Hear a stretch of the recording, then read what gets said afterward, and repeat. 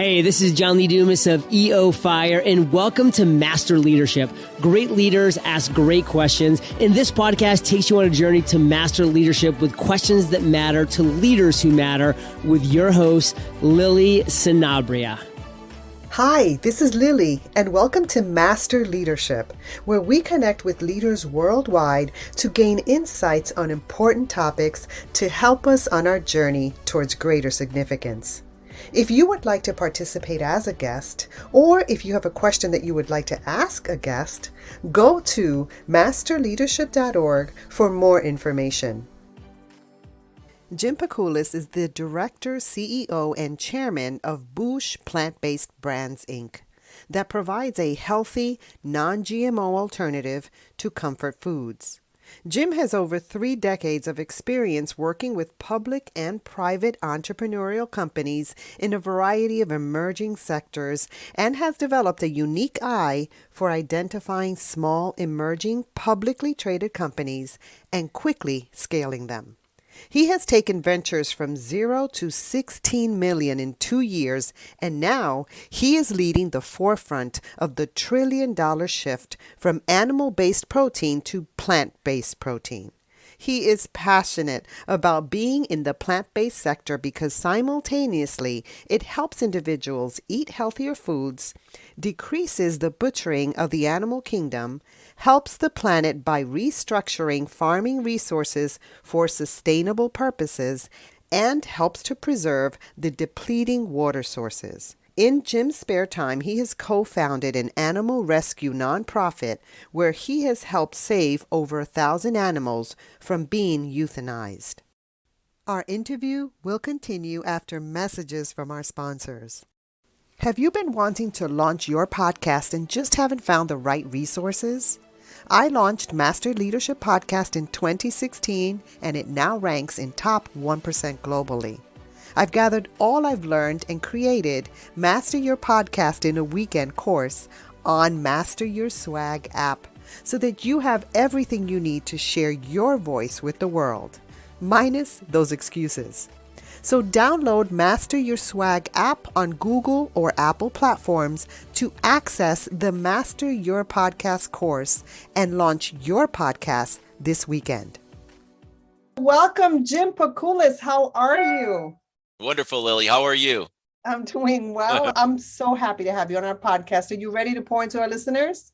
I would love to. Thank you. Awesome. All right, Jim, well, tell us a bit about your path to leadership and what you're doing now. Sure. I started back in 2010 in the emerging small cap markets, taking a company public. Actually, it was one of the first companies in the cannabis space that I was involved in as the CEO. I had taken Weed Maps public when it was doing 0 revenue back in 2010 and grew it from 210 to 212. We ended up doing roughly $16 million the second year into it. Did a reverse merger, went public with it. Stock went from about 28 cents to over $4. So it was baptismal by fire for me in the public arena, and also one of the very first companies in the cannabis space. And now there's thousands and thousands of publicly traded companies, but I was one of the ones out there taking the arrows. Since then, I spent a lot of time as either president or CEO in publicly traded companies, which got us into Boosh about 2 years ago, the group that I work with that helped financially underwrite my transactions. We were agnostic and we were looking at different sectors. And we said, what is going to be the most prominent 5 to 10 year growth sector? And we came across the plant-based industry. And besides it being righteous and something we all love because the flavors and the foods in the plant-based sector are getting so good now, we felt that we really wanted to delve down into it. And so we looked at 30 to 40 different companies in 2019. Was fortunate enough to be introduced to Boosh. They met our metrics. We have a pretty high bar as far as our metrics, what we're looking at for acquisitions, et cetera. And we moved forward with Boosh and subsequently did an IPO with them in May 2021. A lot happened in May 2021. Yes. So Boosh, I've never heard that name. Does it mean anything? Is there an origin to this name? Yes. So the definition of the French applies to the mouth. The urban definition has to do with taste and love and feel good and mouth. So it ties to the mouth. So all of this is connected to your passion. The fact that you're focusing on plant-based protein tells me that you are passionate about animals. Very much so. Yes. In fact, actually, in one of my previous lives, I created an animal sanctuary and we ran it for a couple of years. So, yes, I am very passionate about animals, as well as the planet Earth, right? We have limited resources here. So, in short, why not do something good for your body, help animals, and save our limited resources on planet Earth? Hence, plant-based industry. I love your perspective because it's about adding value to life around you. Well stated, adding value, not just for dollars, not just to try and get your next financial quarters as strong as possible, but what can it do to expand your horizon and expand the world around you? How can you help? How can you be an asset in this world instead of a liability? That's a great question to ask ourselves, not just ourselves, but the people around us. Like, what do you want to do with your life? What's your passion? Yeah, that's right. So where can we get more information about what you do? Sure. So a little bit of chronology. Boosh Food. It's located headquarters in British Columbia, outside of Vancouver. And Boosh specializes in non-GMO, gluten-free, heat and eat family meals. So Boosh has 6 frozen meals, entrees, fantastic, absolutely fantastic. Last summer, we rolled out 3 refrigerated products, all plant-based, mushroom gravy, sloppy joe, and chili. And then in the fall, we rolled out 2 different shelf-stable mac and cheese products. So from the beginning of 2021 to the end of 2021, we went from 100 stores to 600 stores, primarily in Canada. But now we've branched Boosh, which is a publicly traded company, as I mentioned. We've expanded that from Canada into the United States. So we're now just getting our running legs into the United States with Boosh. We also have commenced e-commerce with Boosh. So there are multiple avenues now we're pushing the Boosh out. And we also did 3 small transactions last year as it relates to Boosh. And then we just did a very large transaction and closed last week. We just purchased Beanfields. Beanfields is also a plant-based chip, but they sell in over 7,000 stores throughout North America. So a very transformative, important, and personally speaking, one of the most critical transactions I've ever done in my life for the benefit of a company. It was a phenomenal transaction for us. I love it. So it's booshfood.com, is that correct? That's right, singular, booshfood.com. People can look at us at booshfood.com. We trade on the Canadian CSE under VEGI, on the OTC under VGGIF. So you can find us in either location, but of course, booshfood.com, and you can source all types of information, as well as a locator where you can go to the grocery store to pick up Boosh Food, and eventually we'll have Beanfields on there as well. I love your energy. I love your passion. This is your space. And I love your origin story. Like, what got you to this place? Like, what's the passion in your life that got you to this space? Yeah, wow, what a great question. I've always had the garage mentality, Lily, as far as business. I love business, but I don't like the corporate structure of formalities and offices and committees and subcommittees and sub-subcommittees and tiers of management. I was never attracted to that, but I always loved the concept of, hey, I got an idea. What if and then you just roll out with that. And then if the idea has merit and is worthy enough, then you're going to eventually have people that will gravitate with you to push that idea forward. And then eventually financing will line up accordingly. Now, it's always ups and downs, right? Especially when you have that entrepreneurial mentality. But that's just my DNA. I just have always gravitated to that arena as opposed in the business world to the big, what I refer to as the stuffy type of environment. I never dug it. So that has it. And then tying that into something that really is righteous, I think, plant-based foods.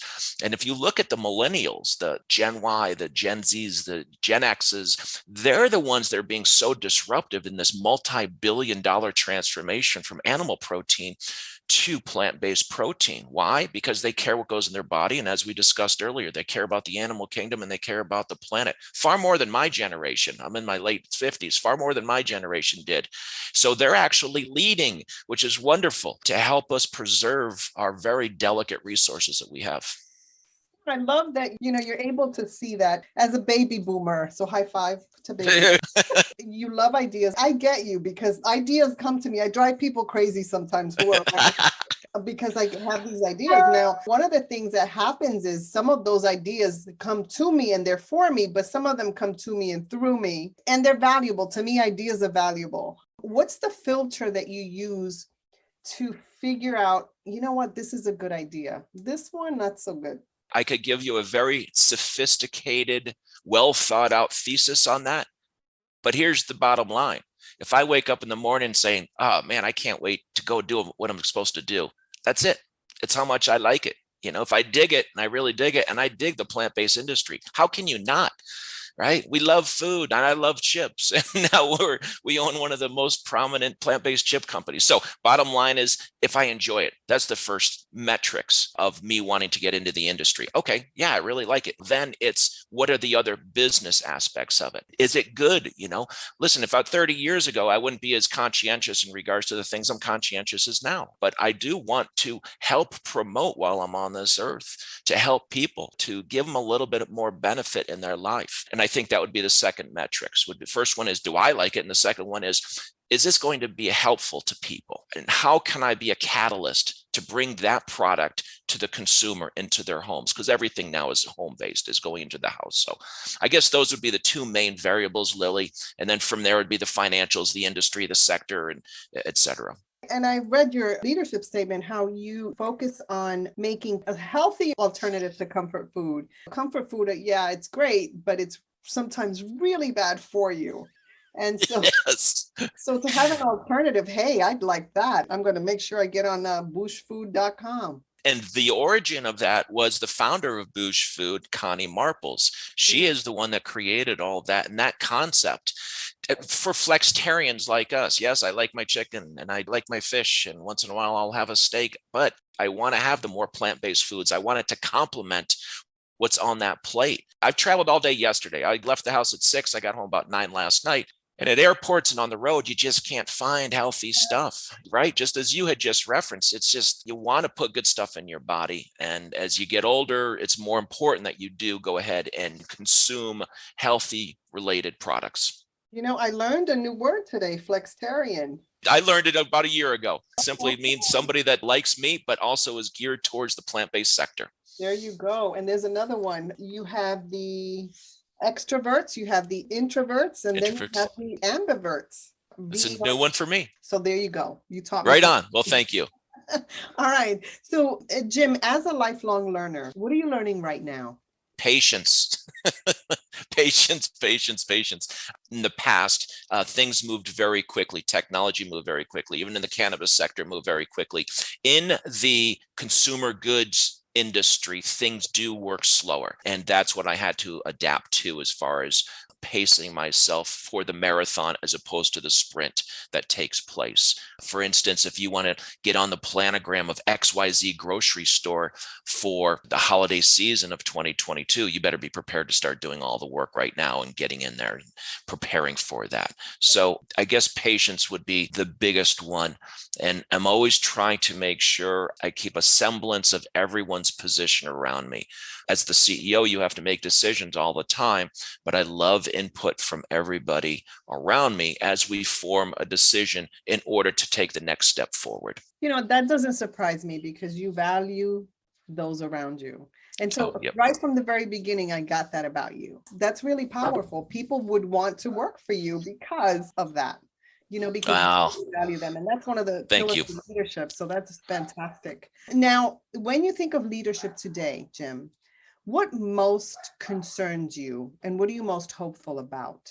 Lack of integrity and a new generation that appreciates integrity, forthrightness, truth. Just walk your talk. Yeah, it doesn't have to be this Herculean, magnificent, overarching. It can just be, just do what you say you're going to do. Stay in your lane, keep the ego at the door, and just go to work.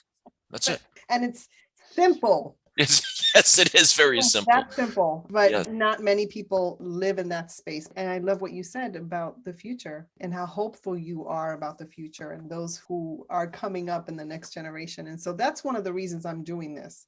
Good for you. Way back in 2016, I looked at the landscape and thought, I'm an educator. So talk about industries that move slowly. Yes, right. We educate the world, and yet we don't teach leadership. And, when I looked at what was going on in the world, I thought, what's my responsibility here as an educator? Now I'm able to speak to people like yourself. The purpose is for us to grow collectively. as we Absolutely. connect. So I love what I'm doing. And thank you so much for your insights, your input. I actually thank you for doing it. You have a very wonderful mouthpiece through the podcast, which reaches out to a large base. So thank you. This is a partnership for sure. Now, you have an option here. You can take a question from a former guest, or you can share a challenge, a struggle that you learned from. If you have a question, happy to field any questions you have. All right. So Tim Cosby wants to know, what do you think your growing edge is in leadership? Tim, great question.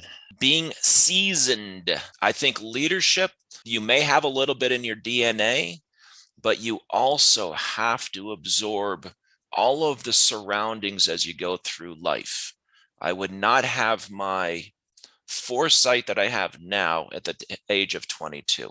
So a lot of it comes from experiencing, watching, listening, reading. I have so many audiobooks that I read on businesses, on leadership, on failures. One of a great way to learn how to lead is reading about the various failures that take place. And there's a lot of failures. The graveyard is full of failures. And a good leader has to fail. They have to expedite their failures before they can reach their achievements. It's just no one is going to hit 100% every time. Warren Buffett has made errors.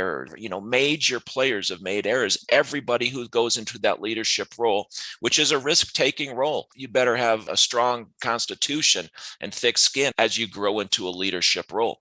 You will not please everybody. And if you are pleasing everybody, you're doing it wrong. You will never please everybody. You're going to please at best 60 to 70% of the group at any given time.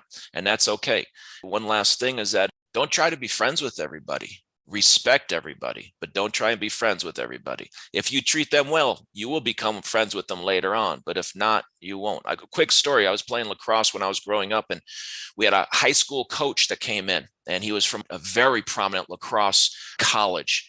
And he came in, and we're high school kids, 16, 17, 18 years old. This guy's 21, 22, and he wanted to be our friend.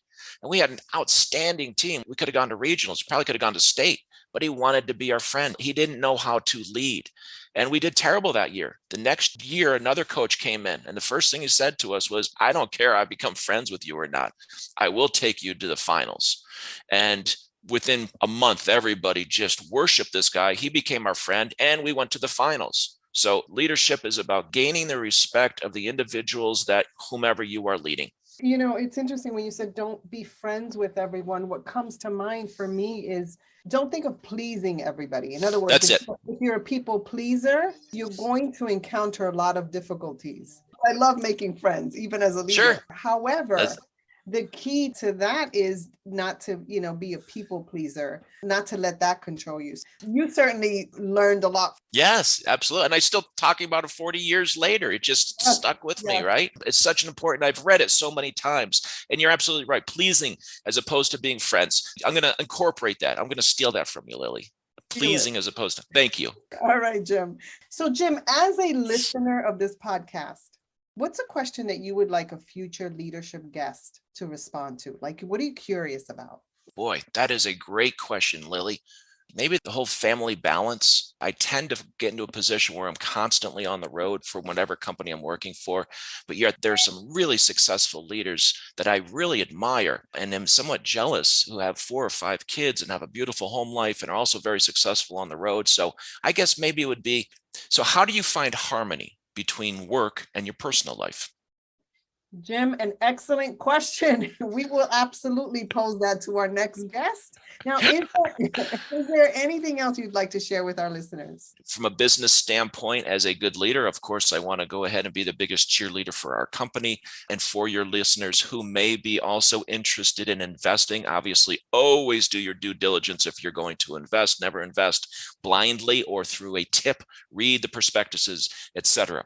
With that said, we have an extremely interesting small emerging publicly traded company called Boosh Food. We just acquired a company doing very strong revenue called Beanfield. Also, Lily, we like to do is be as non-dilutive as possible. And what that means is we don't like to issue lots and lots of shares, which hurts all of the other shareholders. So we're what's called a conservative capital table. And so most companies in my world will go public. They'll have 50, 100, 150 million shares outstanding. We went public with just 16 million shares outstanding. A lot of inside ownership, another key thing for potential investors to key in on. Okay, is management owning the shares, and is management still working for the company? And with us, yes and yes. And then what's the growth potential? Again, getting back to the industry, what industry are you in? And is your company infrastructure and operations set up for scalability and growth? And with us at Boosh Food, the answer is yes, yes, and yes. And that has to do with, as we talked about, just being seasoned, just having done this so many times and making mistakes along the way and learning from those mistakes to create what we believe is a very attractive financial vehicle for growth. Love it. As you're talking, I'm thinking of the new concept that's coming up, quantum leadership. I don't know if you've heard it, but Thanks. Quantum leadership, it's basically as a leader looking at how who you are in this world affects everything. Yes, we're all connected. And so when I think of quantum leadership, my friend, I think of you because Thank you. On a global level, you're thinking, this isn't just for me. This is for the people around me. This is for the people who we touch. And it's always about adding value. And so I love it. Jim, thank you so much for adding value to me and to our Thank you, Lily. Thank you so much for having me. It's been great to meet you and chat with you. And I can't wait to have a few plant-based chips with you sometime. Wonderful. Love it. Have a great day. Thank you. Bye, Lily. In closing, here's a quick message. Coaching is the art of influence that underpins leadership in the 21st century. It is the very thing that can get you from being stuck to being extraordinary. So go to masterleadership.org and sign up to get a free coaching session. Until next time, continue to ignite that leader in you.